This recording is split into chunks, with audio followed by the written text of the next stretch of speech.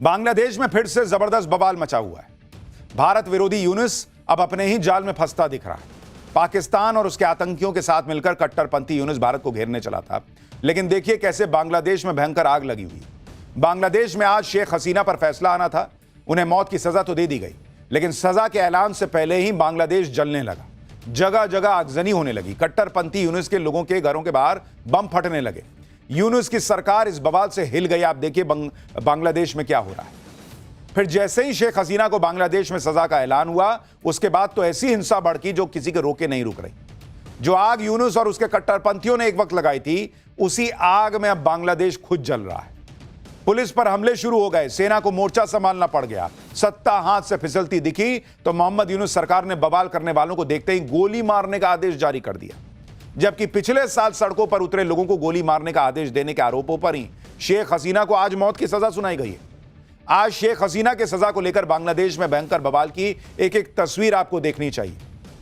करीब साल भर पहले बांग्लादेश में जिन कट्टरपंथियों और भारत विरोधियों ने तख्ता पलट किया था और भारत समर्थक शेख हसीना को वहां से हटा दिया था, वो कट्टरपंथी अब खुद के किए की सजा भुगतने लगे। आज बांग्लादेश की इंटरनेशनल क्राइम्स ट्रिब्यूनल में पूर्व पीएम शेख हसीना पर फैसला सुनाया जाना था, लेकिन इस फैसले से पहले ही बांग्लादेश के कई शहरों में हिंसा और आगजनी का नया दौर शुरू हो गया। शेख हसीना की पार्टी आवामी लीग के समर्थक हाथों में जलती मशालें लेकर सड़क पर उतरे। शेख हसीना के समर्थन में नारेबाजी शुरू हुई। बांग्लादेश की राजधानी ढाका में शेख हसीना के समर्थन में जबरदस्त आगजनी की गई। आप देखिए कैसे बांग्लादेश जल रहा है। हर तरफ आग की लपटें, धुआं यही दिख रहा था।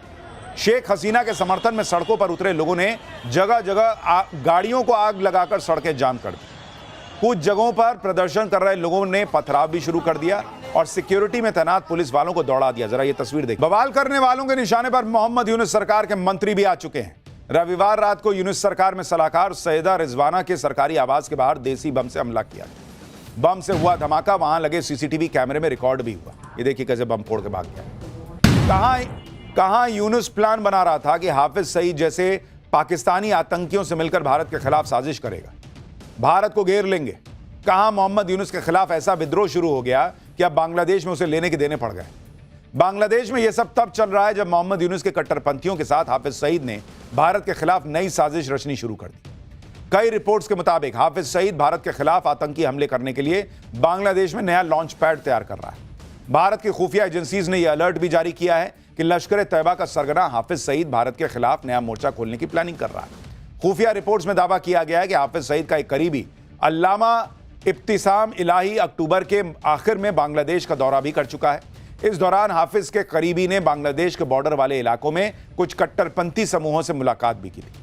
और शेख हसीना सरकार के तख्ता पलट के बाद से ही बांग्लादेश की अंतरिम सरकार के प्रमुख मोहम्मद यूनुस लगातार कट्टरपंथी ताकतों को बढ़ावा दे रहे हैं। और कुछ दिनों पहले ही पाकिस्तानी नेवी के चीफ एडमिरल नवीद अशरफ 4 दिन की यात्रा पर बांग्लादेश गया था। यह साल 1971 के बाद पहला मौका था जब पाकिस्तानी सेना का इतना बड़ा अधिकारी बांग्लादेश पहुंचा। लेकिन उधर हाफिज सईद अपना प्लान बना रहा था, इधर बांग्लादेश में अलग आग लग गई। शेख हसीना को आज बांग्लादेश की ICT यानी इंटरनेशनल क्राइम्स ट्रिब्यूनल ने मौत की सजा सुना दी और इसके बाद तो बवाल और बढ़ गया। एक तरफ शेख हसीना के समर्थक थे, दूसरी तरफ कट्टरपंथी मोहम्मद यूनुस के समर्थक। ICT में शेख हसीना के खिलाफ फैसला आते ही वहां मौजूद उनके समर्थक वकीलों ने नारेबाजी शुरू कर। वहीं कुछ जगहों पर प्रदर्शन कर रहे लोगों की सुरक्षा बलों के साथ झड़प होती भी नजर आई, जिसमें कुछ लोग सुरक्षा कर्मियों को लात मारते दिखे। इस बीच शेख हसीना की पार्टी ने कल पूरे बांग्लादेश बंद का ऐलान कर दिया। मामले की गूंज अमेरिका तक पहुंच गई, जहां शेख हसीना के समर्थकों ने मोहम्मद यूनुस के पुतले को फांसी के फंदे पर लटका दिया और उस पर जमकर जूते मारे गए। ये देखिए अमेरिका में ये लोग कर रहे हैं। सरकार के फैसले को सही ठहराने के लिए ढाका में कुछ लोग शेख हसीना के घर के बाहर बुलडोजर लेकर पहुंचे, जिन्हें रोकने के लिए वहां सेना के जवानों को तैनात करना पड़ा। भारत विरोधी यूनुस ने अपने कट्टरपंथियों की बदौलत शेख हसीना का तख्ता पलट किया था और उस तख्ता पलट में मारे गए लोगों का ठीकरा भी शेख हसीना के माथे मढ़ दिया। शेख हसीना तो बांग्लादेश छोड़कर भारत में आ गई, लेकिन बांग्लादेश में कट्टरपंथियों ने शेख हसीना पर आरोप लगाकर उन्हें मौत की सजा सुना दी। शेख हसीना ने इस पर कहा है कि उनके खिलाफ आया फैसला गलत, पक्षपाती और राजनीति से प्रेरित है। उनका कहना है कि यह फैसला ऐसे ट्रिब्यूनल ने दिया है जिसे एक गैर निर्वाचित सरकार चला रही है और जिसके पास जनता का कोई जनादेश ही नहीं है। शेख हसीना ने भी कहा है कि यूनुस सरकार में पुलिस व्यवस्था कमजोर हो गई है, न्याय व्यवस्था कमजोर हो गई है। आवामी लीग समर्थकों और हिंदू मुस्लिम अल्पसंख्यकों पर हमले बढ़े, महिलाओं के अधिकार दबाए जा रहे हैं और कट्टरपंथियों का असर बढ़ता जा रहा है। बांग्लादेश ने फैसले के बाद भारत से शेख हसीना को तुरंत सौंपने की भी अपील कर दी कि भाई इनको तो फांसी की सजा मिली है, इनको वापस भेजो। बांग्लादेश के विदेश मंत्रालय ने कहा है कि वो भारत सरकार से पूर्व पीएम शेख हसीना और पूर्व गृह मंत्री अज़दुज़म्मा खान को तुरंत सौंपने का अनुरोध करता है। आगे बांग्लादेश के विदेश मंत्रालय ने कहा कि प्रत्यर्पण संधि के तहत भारत सरकार ऐसा करने के लिए बाध्य है। बांग्लादेश के विदेश मंत्रालय ने यह भी कहा कि इन सजा पा चुके फरार दोषियों को अगर कोई देश पनाह देता है तो यह शत्रुतापूर्ण कृत्य होगा और न्याय की अवहेलना माना जाएगा। भारत ने भी शेख हसीना पर बांग्लादेश के इंटरनेशनल क्राइम ट्रिब्यूनल के फैसले पर बयान जारी किया। विदेश मंत्रालय ने अपने बयान में कहा कि एक करीबी पड़ोसी होने के नाते भारत बांग्लादेश में शांति, लोकतंत्र और राजनीतिक स्थिरता समेत वहां के लोगों के सर्वोत्तम हितों के लिए प्रतिबद्ध है। भारत बांग्लादेश में सभी हितधारकों के साथ रचनात्मक रूप से बातचीत करेगा। यानी भारत ने क्लियर कर दिया कि ऐसा नहीं तुमने बोला और हमने सौंप दिया, अभी देखते हैं, तुमसे बात करेंगे, देखेंगे। लेकिन मोहम्मद यूनुस सरकार के लिए खतरे की घंटी बजी हुई है। बांग्लादेश में आग लगी हुई है। कल पूरा बांग्लादेश बंद है और अब शेख हसीना के समर्थक क्या मोहम्मद यूनुस को कुर्सी से उतार देंगे, यह बड़ा प्रश्न है। दिल्ली में ब्लास्ट हुए एक हफ्ता हो चुका है। पिछले सोमवार को ब्लास्ट हुआ था, आज सोमवार है और इस एक हफ्ते में ऐसी ताबड़तोड़ जांच चली कि सारी कड़ियां एक हफ्ते के अंदर ही खुलकर सामने आने लगी। जैसे जैसे दिल्ली ब्लास्ट की कड़ियां खुलती जा रही हैं, वैसे वैसे पाकिस्तान का डर भी बढ़ता जा रहा है। आज आपको बताऊंगा कि दिल्ली धमाके में क्या नया खुलासा हो गया है कि पाकिस्तानी मुनीर का डर अब धमकी में बदल गया। क्यों असीम मुनीर को लगने लगा है कि नरेंद्र मोदी फिर से पाकिस्तान को फोड़ने की तैयारी कर चुके हैं। पीएम मोदी का ऐसा क्या नया एक्शन प्लान आ गया कि शहबाज, मुनीर, हाफिज सबका फुल एंड फाइनल हिसाब होगा। इसके बारे में आपको विस्तार से आज बताऊंगा। यह भी दिखाऊंगा कि डॉक्टरों की उस आतंकी फौज पर क्या नए खुलासे हुए जिसे सुनकर पूरा देश हिल गया। ये मैडम सर्जन कौन है, मैडम एक्स कौन है, मैडम जेड कौन है, जिन्होंने दिल्ली धमाकों का पूरा राज खोल दिया। आज यह भी दिखाऊंगा कि जितने हैरान करने वाले खुलासे दिल्ली ब्लास्ट की जांच में हो रहे हैं, उतना ही हैरान करने वाली पॉलिटिक्स भी इस ब्लास्ट पर हो रही है। वो नेता कौन है जो आतंकियों के हमदर्द बने हैं, जो आतंकियों पर एक्शन पर छाती पीट रहे हैं। उस पॉलिटिक्स के बारे में आपको बताऊंगा जो मुंबई हमलों की तरह ही दिल्ली ब्लास्ट में हिंदू आतंकवाद का झूठा नैरेटिव फिर से बनाने का काम कर रही है। वो लोग कौन है जो जांच से पहले ही पाकिस्तान को क्लीन चिट देने में जुट गए हैं। आज आपको देखना चाहिए, इन लोगों को पहचानना चाहिए। लेकिन पहले दिल्ली ब्लास्ट पर नए खुलासे, मुनीर की धमकी, पीएम मोदी के नए एक्शन प्लान से मचे हड़कंप का एक ट्रेलर देखिए।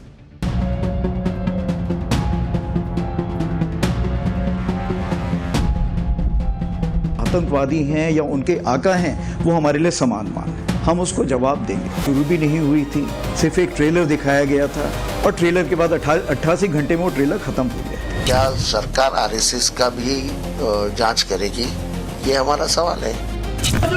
पढ़ा लिखा डॉक्टर अपने ऊपर आरडीएक्स बांध के अपनी जान उड़ाएगा, उसके साथ कई लोगों को उड़ाएगा, तो मुल्क में तो कोई सेफ्टी नहीं है। इन डॉक्टरों को ऐसा क्या हुआ कि लोगों को यह रास्ता इख्तियार करना पड़ा।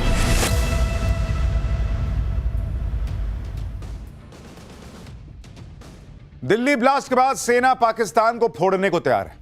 उधर सरकार कह रही है कि दिल्ली ब्लास्ट के आतंकियों को पाताल से भी ढूंढ कर निकालेंगे। इसी बीच दिल्ली ब्लास्ट पर एक बहुत बड़ी खबर आ गई। दिल्ली ब्लास्ट में एक और गिरफ्तारी हो गई है। एनआईए ने श्रीनगर से दानिश को पकड़ा है। जसीर बिलाल उर्फ दानिश की गिरफ्तारी की खबर आ रही है। वो अनंतनाग का रहने वाला है। आतंकियों को टेक्निकल सपोर्ट देने का उस पर आरोप लग रहा है। ड्रोन, बम और रॉकेट बना रहा था दानिश, यह भी खबर है। आतंकी उमर का बहुत करीबी था यह दानिश जिसकी गिरफ्तारी हुई है। दिल्ली ब्लास्ट में उमर का साथ देने का आरोप दानिश पर लग रहा है, तो यह बहुत अहम गिरफ्तारी है। दानिश डॉक्टर उमर का वो साथी जो बहुत करीबी था और डॉक्टर उमर वो जिसने ये धमाका किया था। और कहा जा रहा कि दानिश जो है वो रॉकेट बना रहा था, ड्रोन बम बना रहा था। और सोचिए गिरफ्तारी ना हुई होती तो और क्या क्या ये लोग प्लान किए बैठे थे। 24 घंटे में ये दूसरी बड़ी गिरफ्तारी है। जांच एजेंसियां पाताल से भी ढूंढकर साजिश करने वालों को दबोच रही हैं। खुद को धमाके से उड़ाने वाले डॉक्टर उमर के करीबियों को चुन चुन कर पकड़ा जा रहा है। इससे पहले एनआईए ने आतंकी उमर नबी के सहयोगी आमिर राशिद अली को पकड़ा है। एनआईए ने उसे 10 दिन की रिमांड पर लिया है। आमिर राशिद वही आरोपी है जिसके नाम पर धमाके में जो i20 कार इस्तेमाल हुई थी वो इसी के नाम पे खरीदी गई। आमिर राशिद जम्मू कश्मीर के पंपोर के संबूरा का रहने वाला है। एनआईए का आरोप है कि आतंकी धमाके की साजिश में आमिर राशिद ने ही उमर का साथ दिया था। उमर तो धमाके के साथ उड़ गया, लेकिन आमिर अब उमर के राज खोल सकता है। यानी 24 घंटे में एनआईए के हाथ दो अहम किरदार लग गए जो पूरी साजिश का पर्दाफाश कर देंगे। और ये दो अहम किरदार जिन्हें यह पता है कि दिल्ली ब्लास्ट में खुद को उड़ाने वाले उमर का असली प्लान क्या था। उन्हें यह भी पता चलेगा उनसे कि इसमें पाकिस्तान में बैठे मसूद अजहर और आतंकी संगठन जैश ए मोहम्मद का क्या रोल है, क्योंकि यह माना जा रहा है कि जिस तरह की साजिश रची गई थी वो पूरे देश को दहलाने की थी। देश के खिलाफ इस बड़ी साजिश को जांच एजेंसियों ने अलर्ट रहते पकड़ लिया, नहीं तो और बड़ी घटना हो सकती थी। इतनी बड़ी आतंकी साजिश पाकिस्तान के बिना किसी सपोर्ट या इशारे के मुमकिन ही नहीं है। आप यह भी देखिए कि दिल्ली ब्लास्ट में जो भी पकड़ा गया उनके जैश ए मोहम्मद से कनेक्शन को खंगाला जा रहा है। ब्लास्ट में खुद को उड़ाने वाले डॉक्टर उमर का जैश ए मोहम्मद से कनेक्शन होने का शक है। कश्मीर से जो संदिग्ध पकड़े गए जो उमर के सहयोगी वगैरह थे उनके भी जैश से संबंध होने का शक है। पूरे डॉक्टर टेरर का जो मॉड्यूल है उसका कनेक्शन कहीं ना कहीं जैश ए मोहम्मद से होने की बात कही जा रही है। लेकिन पाकिस्तान को अगर ठोकना है, उसको उसके किए की सजा देनी है, तो यह कनेक्शन स्टैब्लिश करके दुनिया के सामने रखना होगा। आगे और भी खुलासे अभी आपके सामने करेंगे। ये भी बताएंगे कि madam x, madam Z, madam surgeon, ये लोग कौन है भाई जिनका नाम आ रहा है। लेकिन पहले यह देखिए कि इधर मसूद अजहर और जैश ए मोहम्मद का नाम इस आतंकी घटना में सामने आने लगा है। उधर भारतीय सेना ने पाकिस्तान को फिर से फोड़ने की तैयारी कर ली। Army chief general Upendra Dwivedi ने आज क्या कहा है जो पाकिस्तान में खलबली मचा रहा है, सुनिए एक बार। मैं तो ये कहना चाहूंगा कि मूवी शुरू भी नहीं हुई थी, सिर्फ एक ट्रेलर दिखाया गया था और ट्रेलर के बाद 88 घंटे में वो ट्रेलर खत्म हो गया था। तो आगे आने वाले हालात कैसे होंगे ये इसके बारे में हम पूरी तैयारी करके बैठे हुए हैं। और अगर कोई ऐसा हमें मौका देता है पाकिस्तान, तो हम उसको भरपूर एक शिक्षा प्रदान करना चाहेंगे उसको कि कैसे एक जिम्मेवार नेशन को अपने पड़ोसियों से बिहेव करना चाहिए। लड़ाई कितने दिन चलेगी ये आज हम नहीं बता सकते हैं।